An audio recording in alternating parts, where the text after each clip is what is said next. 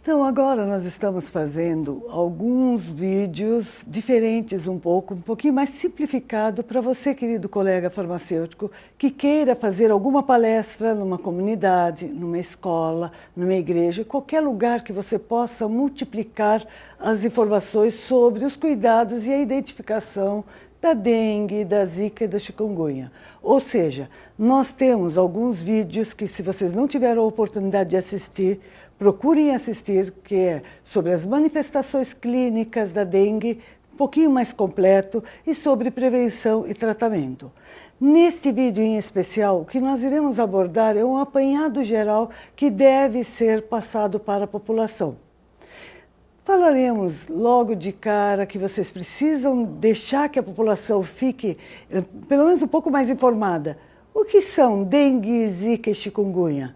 Primeiro, são doenças causadas por vírus. É importante que a gente descreva para eles que são doenças causadas por vírus? Sabendo que a dengue, zika e chikungunya são doenças causadas por vírus e são transmitidas pelas fêmeas dos mosquitos do gênero Aedes aegypti infectadas e o Aedes albopictus. Então, são doenças virais. Lembrar que quando se trata de doença viral, o tratamento é muito direcionado. Não adianta a pessoa imaginar que vai se tratar com antibiótico e vai resolver o problema. Vamos conhecer um pouco mais sobre os mosquitos que transmitem essa doença. Por que a gente fala em relação a essa palestra que é voltada à população? Que é interessante que eles entendam que existe diferença. Claro que dificilmente uma pessoa vai olhar o mosquito e vai identificar. Porém, tanto o Aedes aegypti quanto o albopictus, eles são muito característicos. Uma pessoa que vê esse inseto só por essas pintinhas, por essas listinhas, eles vão conseguir entender que, se foram picados, a probabilidade é muito grande que seja do Aedes. Principais diferenças entre os mosquitos transmissores e o pernilongo comum. Bom, o Aedes, ele pica normalmente no início da manhã e no final da tarde. O pernilongo, ele tem preferência pela noite. O Aedes deposita os ovos preferencialmente em água limpa, porém na proximidade também. Não precisa ser necessariamente sobre a água. Ele pode depositar o ovo próximo à água. O pernilongo deposita os ovos em água poluída. O Aedes, ele é silencioso. O pernilongo já tem aquele som, aquele zumbido que já nos irrita e já nos alerta da presença dele. A picada do Aedes não coça, geralmente é imperceptível, que não é o caso do pernilongo. O pernilongo, ele pica, incha, coça e incomoda mais. Os problemas que nós estamos vendo são passados pelo Aedes. Então, nós temos que observar que no início da manhã e no final da tarde, um pouquinho mais de preocupação com repelentes vai fazer a diferença. O ciclo de vida do mosquito transmissor. Por que a gente precisa saber desse ciclo? A gente tem que ter uma boa ideia do conhecimento desse transmissor que tem nos levado a tantos problemas. Ele vai apresentar 3 fases de desenvolvimento. O ovo, que depende da água para que ele tenha a eclosão, e aí forma a larva e depois a pupa, e depois vem o mosquito. Então nós temos essas fases, passando de ovos para larvas, pupas e chegando ao mosquito. Você sabe como se prevenir contra os mosquitos transmissores? Isso vai ter que ser o nosso alerta. Como que eu posso orientar uma pessoa que não é da nossa área a se prevenir contra os mosquitos transmissores? Bom, vamos pegar os dados que são próximos. Lembrar que as lixeiras devem ser limpas, ficarem limpas e bem fechadas. Lembrar que qualquer lugar que tenha uma água acumulada, ela deve ser bem cuidada, secar esse espaço. A manutenção da higiene é muito importante. Sempre que a gente tiver alguma região que tenha água, quando a gente joga água, é importante limpar, lavar as bordas, lavar por dentro para que não fique nenhum ovo depositado. Se eu, de repente, cobrir alguma superfície com uma lona, com um plástico, seja o que for essa cobertura, tem que prestar atenção se não acumulou água, porque se acumular água, essa água deve ser tirada. Em relação a plantas, a gente tem aqueles nossos pratinhos. Coloca areia, não deixe presença de água. Coloca areia no pratinho das plantas, você vai prevenir que não tenhamos o depósito dos ovos presentes nesses lugares. Ou seja, planta é uma beleza em casa, é uma maravilha. E elas têm que continuar sendo uma maravilha e não sendo um criadouro. Quando a gente tem qualquer tipo de vasinho, o que a gente tiver tem que sempre estar trocando a água, sempre deixando a região bem limpa, para que nós tenhamos a garantia de que não vai haver nenhum desenvolvimento daí de nenhum vetor. Os repelentes que a gente pode indicar para que a população comece a utilizar primeiro, além de eliminar os criadouros, que a gente fala que isso é o primeiro passo e o mais importante passo, é necessário se proteger também do mosquito. E a gente se protege como? Com o uso de repelentes. Esses repelentes auxiliam na prevenção das doenças transmitidas pelo Aedes, desde que sejam utilizados da forma correta. Peça orientação ao farmacêutico para a escolha do repelente ideal para você e para a sua família. Por que a gente deixa isso enfatizado, colega farmacêutico? É porque é isso que você precisa passar para quem você está dando essa palestra.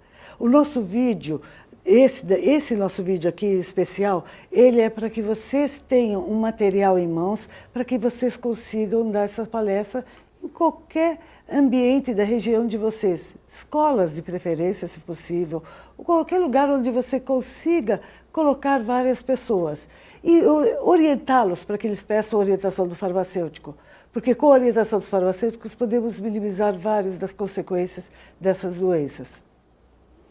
Como é que a gente pode recomendar o uso de repelentes? Importantíssimo.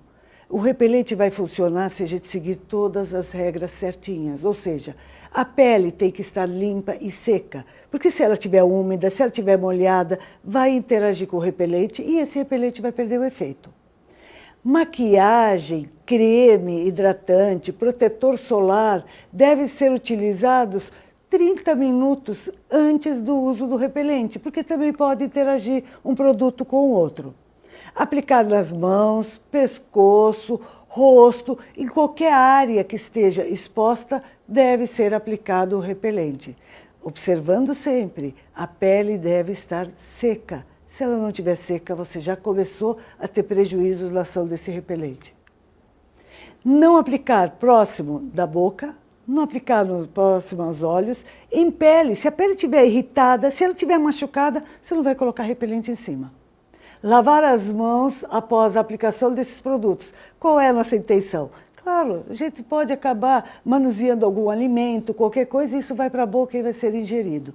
Então, esse cuidado também deve ser bem observado. Crianças até 6 meses não devem usar repelentes, pois eles têm uma pele mais sensível, podem apresentar algum tipo de reação alérgica. Crianças de 6 meses a 2 anos e gestantes devem utilizar apenas com orientação médica e farmacêutica, pois nós estamos aí justamente para poder orientá-los. Crianças não fazem uma autoaplicação. Essa autoaplicação pode gerar o risco de algum acidente, de atingir o olho, de ser inalado, porque se fizer próximo ao nariz, a inalação fica sendo muito mais propiciada, ou seja, inevitável um acidentezinho. Como acontece a transmissão vetorial? Aí a gente vê nessa parte de transmissão vetorial, mas eu preciso passar isso para a população? Sim, a gente precisa. O mosquito está ali, ele é saudável. De repente, ele pica uma pessoa que já está infectada com o vírus. O que vai acontecer? Essa pessoa infectada com o vírus foi picada, acabou infectando esse Aedes. Infectou esse mosquito, o mosquito, se ele pica uma outra pessoa que é saudável, essa outra pessoa também vai ficar infectada. Ou seja, nós temos uma transmissão em ciclo. Um mosquito que começou saudável, picou uma pessoa que estava doente e foi passando para outras pessoas que estavam saudáveis. Agora vamos a uma parte muito importante que é conhecer mais sobre dengue, zika e chikungunya. O que eu preciso saber? Sinais e sintomas. Eu preciso identificar. Na hora que eu identifico os sinais e sintomas, eu consigo fazer com que a pessoa se convença a procurar um serviço de saúde. Ou seja, a febre, essas manchinhas vermelhas, uma conjuntivite, uma dor lombar, uma dor na cervical, são alguns dos sintomas que acabam nos reportando ao risco de ter adquirido ou contraído alguma dessas doenças. Então vamos aqui distinguir uma da outra. Febre, na dengue, ela é alta com início repentino. Na zika, ela já é branda e às vezes nem acontece. Na chikungunya, alta e com início repentino. Muito parecida chikungunya com a dengue. Agora, nós temos, assim, que prestar atenção nesses sintomas, porque, vamos supor, na dor.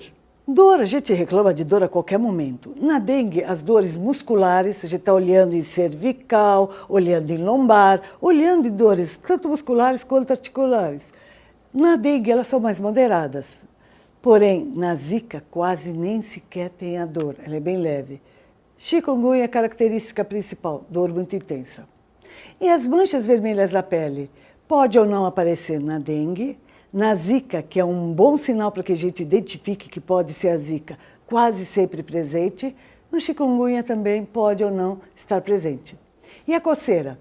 Na dengue é leve, na zika já é moderada a intensa e na chikungunya é leve. Agora, conjuntivite sem secreção, na dengue ausente, nós não temos relatos de conjuntivite para a dengue, porém, na zika a gente sabe que ela pode estar presente, na chikungunya também. Então, são alguns fatores que é interessante da gente ficar observando, porque eles nos dão ferramentas para conseguir identificar, e a partir do momento que a gente identifica, o que a gente faz? A gente orienta certo. E essa orientação vai fazer muita diferença. Você sabia que a dengue pode evoluir para formas mais graves? Então não adianta a gente achar que já está há muito tempo, a gente já acostuma com a ideia e isso não vai piorar. Infelizmente, pode piorar. Dengue, ela pode apresentar sinais de alarme. Imagina uma pessoa que começa a ter que agarrar o abdômen de tão intensa que está a dor. Ou então uma pessoa que apresenta derrame pleural. Ou então uma pessoa que apresenta ascite, ou seja, começa a ficar bem inchado e dá uma sensação muito desagradável. Enxaqueca, dores de cabeça mais intensas, vômitos intensos, sangramento nasal. A pessoa pode acabar ficando muito astênica, muito fraca, e a pessoa também pode ter até um inchaço do fígado. Então você vê que são sinais que são já denominados alarme. Se é sinal de alarme, é serviço médico emergencialmente. E a dengue grave? Bom, quando vocês olharem a figura mostrando a dengue grave, não precisamos ter palavras, porque as próprias imagens já dizem tudo, já dizem o quanto a pessoa já está com a sua sobrevida comprometida. Você sabia que uma pessoa pode ter dengue mais que uma vez? Eu quero ser sortudo, mas não para ter mais doenças, não é? Porém, nós podemos ter. Por quê? Existem 4 tipos de vírus da dengue e eles podem causar os mesmos sintomas. É que a diferença que vai aparecer, que cada vez que pega um tipo de vírus, esse daqui não vai poder te pegar de novo. Ou seja, eu peguei uma dengue do tipo 1, eu não vou pegar do tipo 1 de novo. Se eu peguei tipo 2, eu não pego 2 de novo. Até agora, o que nós conhecemos, o que os estudos comprovam, é que nós temos uma proteção. Ou seja, peguei a dengue 1, acabou para mim a dengue 1. Se eu pegar a dengue de novo, vai ser 2, 3 ou 4. E agora, como é que a gente sabe ao certo se eu estou com dengue ou se eu estou com zika ou chikungunya? Bom, primeiro, nós temos todas as manifestações clínicas. Segundo, muito importante, que é uma avaliação médica dos sinais e sintomas, o histórico da pessoa e o exame laboratorial quando solicitado. O exame geralmente é realizado em laboratórios clínicos. Quando a gente identifica já a doença, você já sabe o que é, temos algumas estratégias de tratamento. No caso da dengue, zika e chikungunya, é alívio dos sintomas. São os medicamentos que são prescritos pelo médico, que vão servir para aliviar as dores e diminuir essa febre. E certamente a reposição de líquidos perdidos. A desidratação é muito arriscada, então é necessário que sempre se reponha esses líquidos. Principalmente se a pessoa tem aqueles vômitos intensos, ou se a pessoa tem diarreia, é uma perda muito grande de líquidos. Isso tem que ser reposto. Manter-se em repouso é uma estratégia imprescindível. Existem experiências de sucesso com o uso de homeopatia. Porém, para informar sobre homeopatia, é importante que vocês orientem os pacientes, a população, a procurar um farmacêutico homeopata, que ele é o mais indicado para esclarecimento sobre esse tipo de medicamento. O que também deve ser muito bem salientado, gente, medicamentos não levam sempre à melhora. Existe muito risco quando a gente usa o medicamento de forma inadequada. Por isso que a gente fala, automedicação, ela é um problema. E pior que a gente vê que a automedicação é cultural. Medicamentos, por exemplo, que contêm ácido acetilsalicílico, eles não devem ser utilizados nesses casos, porque eles podem gerar uma hemorragia, e uma hemorragia mais intensa pode levar até à morte. Plantas que contenham ácido salicílico ou salicilatos também não devem ser usados. Então é importante que a pessoa sempre seja direcionada a obter orientações de pessoas preparadas para isso. Não fazer uso de medicamentos por conta própria. Esquecer essa coisa de amigo-terapia, vizinho-terapia, porque nem sempre o que é bom para um vai ser bom para outro. Lembrar que cada organismo funciona de uma forma diferente e cada resposta é diferente. Procure o farmacêutico para saber mais informações sobre os medicamentos que você está utilizando. É uma maneira de você se prevenir de não piorar a sua situação. Ou seja, sempre tem um farmacêutico, quer dizer, pelo menos tem que ter um farmacêutico nas farmácias. Então é um caminho que você pode contar com algum apoio. E o apoio da informação, ele vai fazer diferença na sua vida, vai fazer diferença na sua saúde. Lembrar que não existe nenhum medicamento sem risco. Não tomar medicamento por conta própria. Dúvida em relação a medicamentos, tem um profissional que estudou para isso. E esse profissional é o farmacêutico que tem a obrigação de te orientar e te deixar pelo menos tranquilo em relação ao uso desses medicamentos. Qual o profissional da saúde que pode ajudar a reduzir os problemas da automedicação, orientar sobre o uso de repelentes e contribuir com a sua qualidade de vida, sem você precisar marcar a hora? É o farmacêutico. Isso daqui dá diferença. Nós estamos aqui para que vocês entendam que vocês têm um recurso. Não adianta a gente ficar se lamentando, eu não consigo marcar consulta, eu vou para o pronto-socorro, está lotado, uma fila quilométrica, eu vou para o posto de saúde, eu não consigo atendimento, e eu nem sei o que eu tenho. Então seria interessante você só conversar com o farmacêutico. Porque se você conversa com o farmacêutico, ele vai levantar os dados, ele já vai adiantar alguma coisa que vai facilitar a sua vida quando você chegar ao médico. Porque se for caso de dengue, zika ou chikungunya, se o farmacêutico identificar que provavelmente é um desses casos, ele já vai te encaminhar. E nesse encaminhamento já tem meio caminho andado. Tá bom? Você sabe quem é o farmacêutico. É importante para vocês da população entenderem quem é o farmacêutico. O farmacêutico é um profissional de saúde que fez faculdade de farmácia. Ele estuda e conhece profundamente os medicamentos. Ele pode atuar em diversas áreas, mas ele tem esse foco muito bem estabelecido. Está sempre à disposição para tirar as dúvidas sobre medicamentos, principalmente nas farmácias. Não confundir o farmacêutico com o balconista que também trabalha em farmácias. Por que a gente salienta isso para vocês não confundirem? O balconista está lá para fazer o melhor atendimento, para entregar para vocês o que vocês precisam, para atender às suas solicitações. Porém, o farmacêutico estudou para orientar em relação a dúvidas e a riscos que o uso de medicamento pode trazer para a sua saúde. Porque não é simplesmente, olha, não toma isso com uma aspirina, com uma Novalgina, com uma dipirona, ácido acetilsalicílico, paracetamol. Por que não vou tomar isso? Pode dar hemorragia, mas vai dar hemorragia por quê? É interessante que o farmacêutico converse com você e saiba quais são os medicamentos que você está tomando.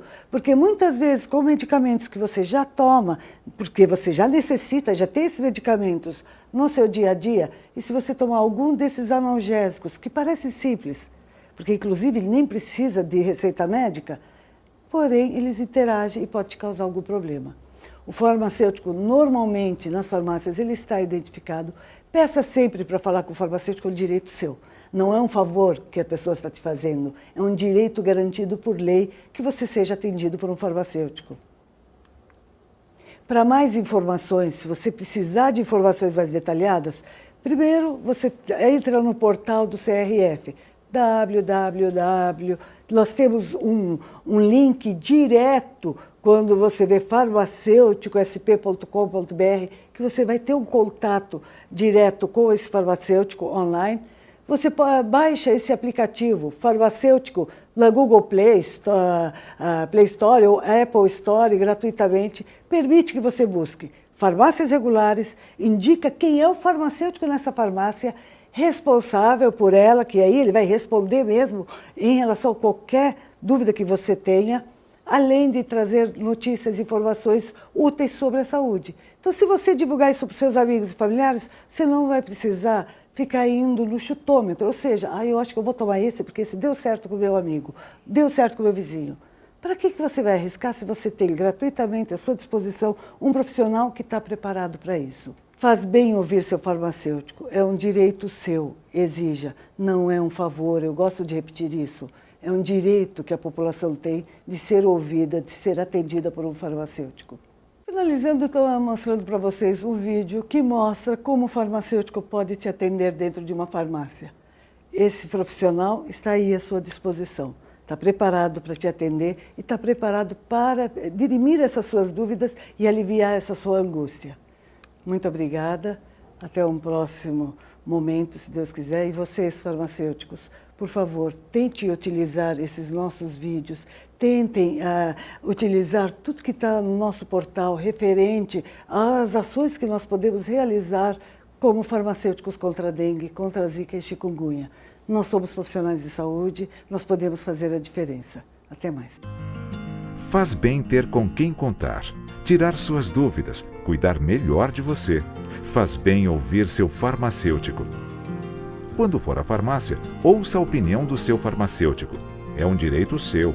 Assegure seu tratamento e proteja sua saúde. Dia 20 de janeiro, Dia do Farmacêutico. Uma homenagem do Conselho Regional de Farmácia do Estado de São Paulo.